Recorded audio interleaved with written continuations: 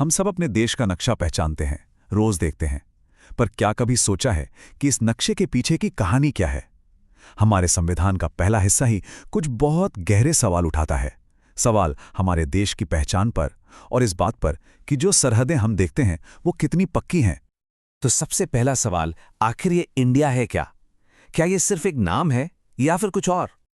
और फिर दूसरा, शायद इससे भी ज्यादा दिलचस्प सवाल, क्या ये नक्शा हमेशा से ऐसा ही था जैसा आज दिखता है, और क्या इसे बदला जा सकता है? इन सवालों के जवाब हमें संविधान के पहले भाग में मिलते हैं, और यकीन मानिए जवाब काफी चौंकाने वाले हैं। तो चलिए इस गुत्थी को सुलझाना शुरू करते हैं। पहला सुराग हमें मिलता है आर्टिकल 1 में, जो हमारे देश की बुनियाद को परिभाषित करता है। संविधान की पहली ही लाइन अपने आप में बहुत कुछ कहती है। इंडिया यानी भारत राज्यों का एक संघ होगा। यहां सिर्फ देश के 2 नाम नहीं बताए गए हैं, बल्कि एक पहचान तय की गई है।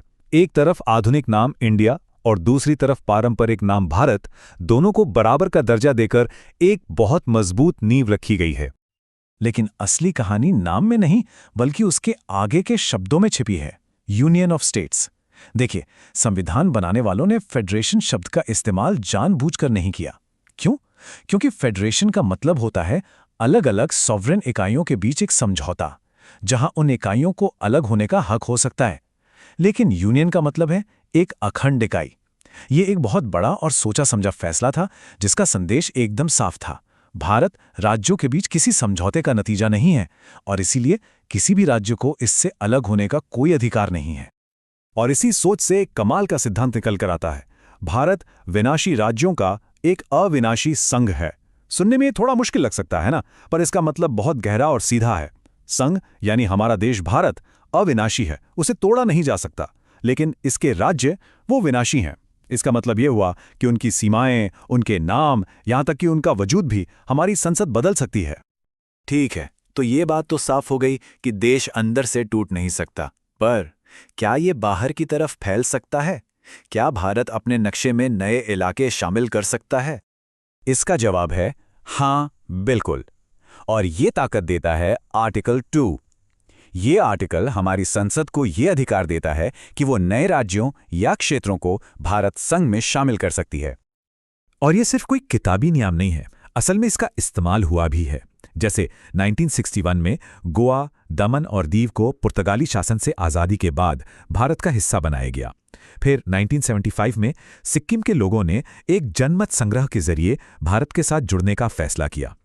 ये दोनों ऐतिहासिक पल आर्टिकल 2 की इसी शक्ति का नतीजा थे। तो बाहर से इलाके जोड़ना तो मुमकिन है, लेकिन देश के अंदर की तस्वीर बदलने का क्या? यहीं पर आता है आर्टिकल 3, जो शायद हमारे संविधान के सबसे शक्तिशाली आर्टिकल्स में से एक है।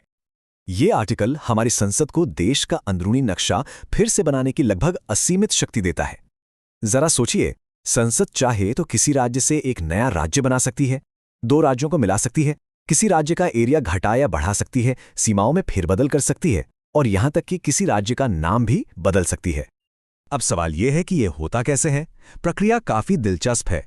सबसे पहले संसद में एक बिल पेश किया जाता है, फिर राष्ट्रपति उस बिल को संबंधित राज्य की विधानसभा के पास उनकी राय जानने के लिए भेजते हैं। लेकिन कहानी में ट्विस्ट यही है, राज्य की विधानसभा जो भी राय दे, उसे मानना या ना मानना पूरी तरह से राष्ट्रपति और संसद पर निर्भर करता है। और इसके बाद बिल को संसद में पास होने के लिए सिर्फ एक साधारण बहुमत चाहिए होता है। और सबसे हैरान करने वाली बात आर्टिकल 4 में है। यह आर्टिकल कहता है कि किसी राज्य का नक्शा या नाम बदलने के लिए संविधान में कोई बड़ा संशोधन करने की जरूरत नहीं है। जी हां, यह काम एक सामान्य कानून की तरह एक सिंपल मेजॉरिटी से किया जा सकता है। यह दिखाता है कि संविधान बनाने वालों ने देश की एकता और प्रशासनिक सुविधा को कितनी ज्यादा अहमियत दी थी।